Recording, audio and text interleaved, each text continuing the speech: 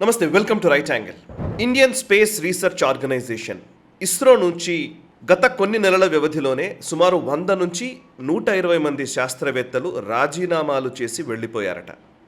కొంతమంది రాజీనామాలు చేశారు, కొంతమంది వాలంటరీ రిటైర్మెంట్ ప్రకటించి వెళ్ళిపోతున్నారు. వీళ్ళు ఎందుకని ఇస్రోను వీడాలని అనుకుంటున్నారు అనంటే, విదేశీ సంస్థల్లోకో లేకపోతే విదేశాల్లో ఉన్నటువంటి ప్రైవేట్ ప్లేయర్ స్పేస్ ఎక్స్ లాంటి సంస్థనో లేకపోతే నాసానో ఇస్తున్నటువంటి ఆఫర్లకి లొంగిపోయి ఇస్రోను వీడి వెళ్ళిపోతున్నారనుకుంటే పొరపాటు. వీళ్ళు వెళుతున్నది బయట దేశాల్లోని స్పేస్ రీసెర్చ్ సంస్థలకి కాదు. చాలా వరకు వీళ్ళందరూ కూడా ఇస్రోలో పనిచేస్తున్నటువంటి శాస్త్రవేత్తలు భారతదేశంలోనే ఉన్నటువంటి ప్రైవేట్ సంస్థల్లో చేరుతూ ఉన్నారు. అయితే దీనిపైన ఇస్రో కూడా రియాక్ట్ అయింది. అండ్ ఇస్రో యాజమాన్యం నుంచి వచ్చినటువంటి ఒక సర్క్యులర్ కూడా ఈ మధ్యకాలంలోనే పత్రికల ముందుకు వచ్చింది. అదేంటంటే కనుక జూలై 14వ తేదీన వాళ్ళు ఒక సర్క్యులర్ ఇష్యూ చేశారు. అదేంటంటే గగన్యాన్ లేదా మిగతా ప్రాజెక్టులో పనిచేస్తున్నటువంటి కీలక విభాగాల్లో ఉన్నటువంటి సైంటిస్టులు ఎవరైనా రిజైన్ చేసినా లేకపోతే వాలంటరీ రిటైర్మెంట్ ప్రకటించినా వాళ్ళ రాజీనామాల్ని ఆమోదించకూడదు అని ఆయా డిపార్ట్మెంట్స్ హెడ్స్కి ఇస్రో యాజమాన్యం నుంచి సమాచారం వచ్చింది. అండ్ వాళ్ళు సర్క్యులర్ ఇష్యూ చేశారు.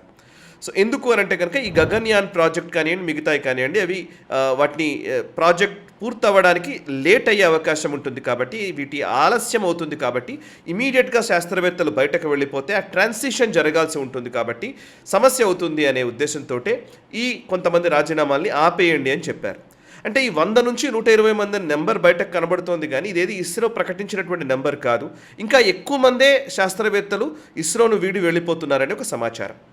వీళ్ళందరూ ఎక్కడికి వెళ్తున్నారు అంటే, వీళ్ళు మన ఇండియాలోనే ఉన్నటువంటి కొన్ని ప్రైవేట్ సంస్థలు ఉన్నాయి. ముఖ్యంగా 2020 నుంచి కూడా స్పేస్ రీసెర్చ్ని ప్రైవేట్ సంస్థలు కూడా చేసే విధంగా భారత ప్రభుత్వం వెసులుబాటు కల్పించింది.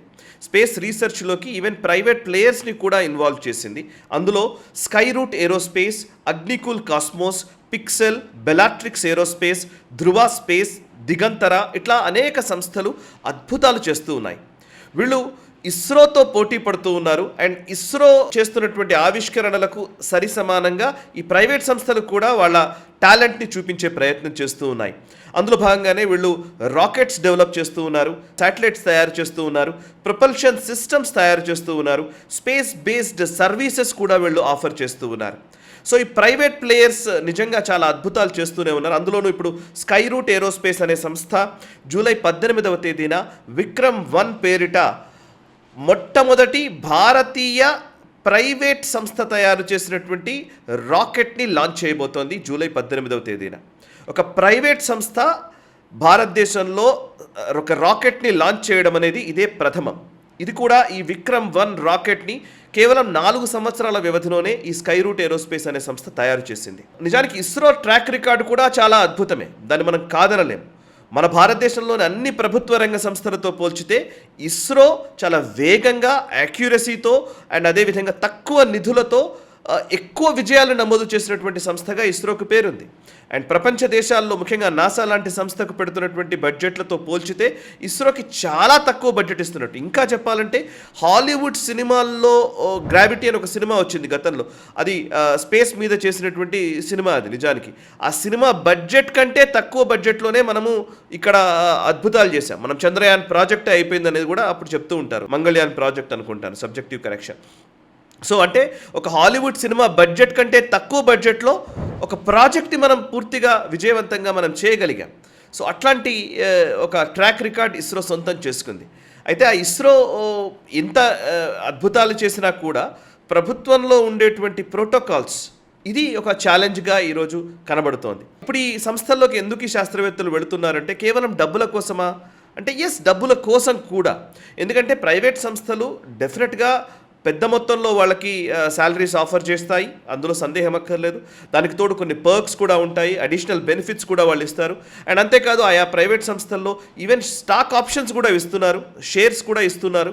సో దీంతో ఆబ్వియస్లీ శాస్త్రవేత్తలు వాళ్ళ కెరీర్ని దృష్టిలో ఉంచుకుంటారు. అట్ ద సేమ్ టైం వాళ్ళకు కొంత ఆర్థికంగా మంచి ఆఫర్ వస్తున్నప్పుడు దాన్ని ఎందుకు వదులుకోవాలనే అభిప్రాయం కూడా ఉంటుంది.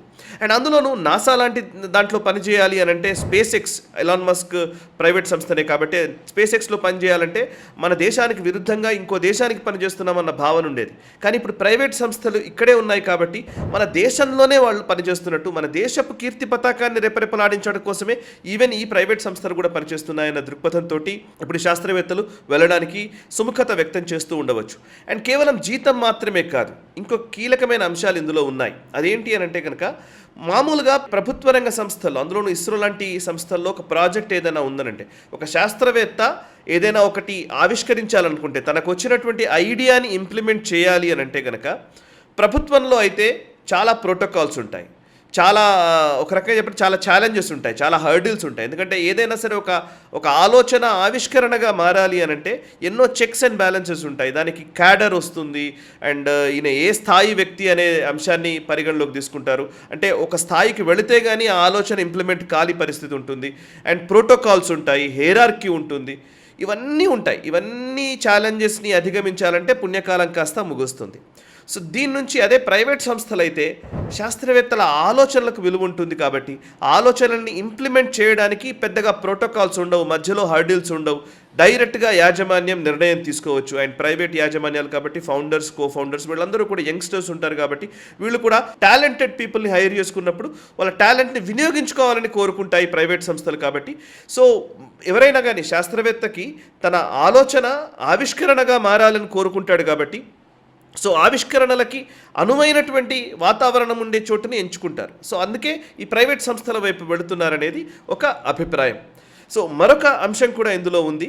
సో ఇప్పుడు ఫస్ట్ ఈ సంస్థలన్నీ కూడా, ఈ ప్రైవేట్ సంస్థలన్నీ కూడా ఇస్రోలో ఉండేటువంటి సైంటిస్టులని, మంచి మంచి ప్రాజెక్టులో పనిచేసినటువంటి వాళ్ళని తీసుకొని వాళ్ళ ఎక్స్పీరియన్స్ని ప్రైవేట్ సంస్థలు కొంచెం ఫాస్ట్గా మూవ్ చేసే విధంగా వాళ్ళు ప్రయత్నాలు చేస్తూ ఉన్నారు. ఫాస్ట్గా ఇవి ఇంప్లిమెంట్ అయ్యే విధంగా వీళ్ళు ప్రయత్నాలు చేస్తున్నారనేది మనకు తెలుస్తున్నటువంటి సమాచారం. సో ఏది ఏమైనా దీన్ని మనం నెగటివ్గా చూడాల్సిన వార్త కాదు ఇది. ఇస్రో నుంచి శాస్త్రవేత్తలు వీడుతున్నారు అనగానే మనం దాన్ని ఏదో నెగటివ్గా చూడాల్సిన అవసరం లేదు. భారతదేశము అన్ని రంగాల్లో అభివృద్ధి చెందుతోంది. ఒక ప్రభుత్వం అంటేనే గొప్ప, ప్రైవేట్ అందరూ తప్పు అన్న ఒక భావన నుంచి మనం బయటపడాలి. అంటే ఇదివరకు కూడా ఇది ప్రాబ్లం ఉండేది, ప్రభుత్వ రంగ సంస్థలు బాగుండాలని మనం కోరుకోండి, అదొక పెద్ద సెంటిమెంటల్ ఆస్పెక్ట్స్గా మనం చూస్తూ వస్తూ ఉంటాం. ప్రభుత్వ రంగ సంస్థలు రాణించాలి, at the same time private players అద్భుతాలు సృష్టించగలిగే అవకాశం ఉన్నప్పుడు వాళ్ళకి ఆ అవకాశాలని కూడా కల్పించాలి. అప్పుడే ఈ దేశం బాగుపడుతుంది. కేవలం ప్రభుత్వ రంగ సంస్థ మాత్రమే బాగుండాలి, ఇందులో నుంచి బయటకు పోకూడదు, ప్రైవేట్ సంస్థలు ఏవీ పెరగకూడదు అని కోరుకోవడం ఈ దేశానికి వ్యతిరేకమైన భావనగానే మనం భావించాలి. ఎందుకంటే ఇప్పుడు అమెరికా వృద్ధి చెందింది అని అంటే కనుక అక్కడ ప్రైవేట్ ప్లేయర్స్ చాలా వరకు పనిచేశారు కాబట్టి ఇవాళ స్పేస్ ఎక్స్ అద్భుతాలు చేస్తోంది. బికాస్ ఎలాన్ మస్క్ అనే ఒక వ్యక్తి ఒక ప్రైవేట్ సంస్థనే స్టార్ట్ చేశాడు. నాసా కంటే ఒక అద్భుతాన్ని ఆవిష్కరించగలిగింది. ఒక రాకెట్ బయటకి వెళ్ళి మళ్ళీ దాన్ని తీసుకొచ్చి మళ్ళీ లాంచింగ్ ప్యాడ్లోకి దాన్ని మళ్ళీ తిరిగి ప్రతిష్ఠించగలిగింది. సో ఇట్లాంటి అద్భుతాలు చేయగలిగే సత్తా ఉన్నప్పుడు వాటిని ఎంకరేజ్ చేయాల్సినటువంటి అవసరం కూడా మనకుంది. సో ఇప్పుడు ఇస్రో నుంచి శాస్త్రవేత్తలు వెళ్ళిపోయారు అనగానే మనం వెంటనే ఈ ట్రాన్సిషన్ ఎలా జరుగుతుంది, ఇప్పుడున్న ప్రాజెక్టులన్నీ ఆగిపోతాయని మనం కంగారు పడాల్సిన అవసరం లేదు. దీనికి ఆల్రెడీ ఇస్రో చైర్మన్ చాలా స్పష్టమైన సమాధానం కూడా ఇచ్చారు. మేము ఈ ట్రాన్సిషన్ ఈజీగా చేయగలము అని చెప్పారు. ఇక్కడ ఉన్నటువంటి ఇమీడియట్లీ కొత్త ప్రాజెక్టులో ఉన్నటువంటి, ఇప్పుడు ఎగ్జిస్టింగ్ ప్రాజెక్టులో ఉన్నటువంటి వాళ్ళు వెళ్లకుండా మేము సర్క్యులర్ ఇచ్చాం, కానీ కొత్తగా రిక్రూట్మెంట్స్ కూడా చేసుకుంటామని ఆల్రెడీ ఇస్రో ప్రకటించింది. సుమారు 2613 పోస్టులు ఖాళీగా ఉన్నాయని తెలుస్తున్నటువంటి విషయము. సో 2613 పోస్టులు ఇప్పుడు శాస్త్రవేత్తలకు సంబంధించినటువంటి పోస్టులు ఇస్రోలో ఖాళీగా ఉన్నాయని తెలుస్తోంది. వీటిని ఫిల్ చేయడం కోసం కూడా ఇస్రో ఆల్రెడీ ప్రయత్నాలు ముమ్మరం చేసింది. అండ్ మనం కూడా అర్థం చేసుకోవాల్సింది ఏంటంటే స్పేస్ రీసెర్చ్ విభాగంలో భారతదేశంలో అవకాశాలు విపరీతంగా పెరుగుతున్నాయి. ప్రైవేట్ ప్లేయర్స్ పెరుగుతూ ఉన్నారు. అండ్ ఇస్రోలో ఖాళీలు కనబడుతున్నాయి అంటే కనుక ఈ స్పేస్ రీసెర్చ్లో మన యువతరం ఇటువైపు వెళ్ళడానికి ప్రయత్నాలు చేయాలి. ఈవెన్ డిఆర్డిఓకి అనుసంధానించబడ్డటువంటి ప్రైవేట్ సంస్థలు కూడా చాలా ఉన్నాయి. డిఆర్డిఓ చేసేటువంటి రీసెర్చ్ యాక్టివిటీస్ని ఇంప్లిమెంట్ చేయడానికి ప్రైవేట్ సంస్థలు మ్యానుఫ్యాక్చరింగ్లోకి, అసెంబ్లింగ్లోకి దిగిన సందర్భాలు ఉన్నాయి. మన హైదరాబాద్ బేస్డ్గానే చాలా కంపెనీలు ఇక్కడ పనిచేస్తూ ఉన్నాయి. సో డిఫెన్స్ రంగంలో ఏరోస్పేస్ ఇండస్ట్రీలో పనిచేయడానికి అవకాశాలు ఉన్నాయి. కేవలం ఐటీ జాబ్స్ కోసం, అమెరికాలో ఉద్యోగం కోసం ఎంఎస్ చేసి అమెరికాలో ఏదో ఒక ఉద్యోగంలో చేరాలి, H1B వీసా తీసుకోవాలనే వాళ్ళు ఇక్కడ డెవలప్ అవుతున్నటువంటి ఇండస్ట్రీస్ని కొంత గమనించండి. అందుకోసమే నేను ఈ వీడియో ద్వారా మీ ముందుకు వచ్చాను. అండ్ మన భారతదేశంలో, అందులోనూ మన తెలుగు రాష్ట్రాల్లో చాలా ఇంజనీరింగ్ కాలేజీలు ఉన్నాయి. ఈ ఇంజనీరింగ్ కాలేజ్ నుంచి బయటకు వచ్చే వాళ్ళందరూ కూడా ఏదో విదేశాల్లో ప్లేస్మెంట్స్ గురించే మనం మాట్లాడుతున్నాం, కానీ ప్లేస్మెంట్స్ కాదు, కొత్తగా ఆవిష్కరణలు, కొత్త సంస్థలు ఏర్పాటు చేయడాలు, ఆ సంస్థలు భారత పురోభివృద్ధికి ఏ విధంగా దోహదం చేస్తున్నాయన్న విషయాల్ని సక్సెస్ స్టోరీస్గా చెప్పిన రోజు. ఇప్పుడు ఈ స్కై రూట్ ఏరోస్పేస్ కావచ్చు, అగ్నికుల్ కాస్మోస్ కావచ్చు, పిక్సెల్, బెలాట్రిక్స్ ఏరోస్పేస్, అదేవిధంగా ధృవ స్పేస్, దిగంతర, ఇటు డిఫెన్స్ ఇండస్ట్రీలో జెన్ టెక్నాలజీస్, ఇంకా చాలా కంపెనీలు ఉన్నాయి. సో వీళ్ళందరూ కూడా యంగ్స్టర్సే. మన తెలుగు రాష్ట్రాల్లోని వాళ్ళు చాలామంది ఇందులో పనిచేస్తున్నారు. సో అందులో మన పిల్లలు కూడా అందులోకి వెళ్ళాలని మనం కోరుకుందాము. అమెరికా డాలర్ డ్రీమ్స్ని కొంతకాలం పక్కన పెట్టి భారతదేశంలోనే వృద్ధి చెందుతున్నటువంటి ఇండస్ట్రీస్లో అవకాశాలని ఒడిసి పుచ్చుకోవాల్సిందిగా విజ్ఞప్తి చేస్తూ ఉన్నాను. ఆ దిశగా ప్రయత్నం చేయండి. All the very best. ఈ వీడియో నచ్చితే లైక్ చేయండి, 10 మందికి షేర్ చేయండి, కమెంట్స్ ద్వారా మీ అభిప్రాయాలు మాతో పంచుకోండి. మనసా వాచా కర్మణ, దేశహితం కోసం, నేషనలిస్ట్. ఈ వీడియో మీకు నచ్చినట్టయితే లైక్ చేయండి, 10 మందికి షేర్ చేయండి, అలాగే కామెంట్ల రూపంలో మీ అభిప్రాయాలను మాతో పంచుకోండి. Nationalist hub group of channels ను సబ్స్క్రైబ్ చేసుకుని తెలుగునాట జాతీయవాద జర్నలిజాన్ని ప్రోత్సహించండి. ఈ వీడియో కింద ఉన్న బెల్ ఐకాన్ పై క్లిక్ చేయడం మర్చిపోవద్దు.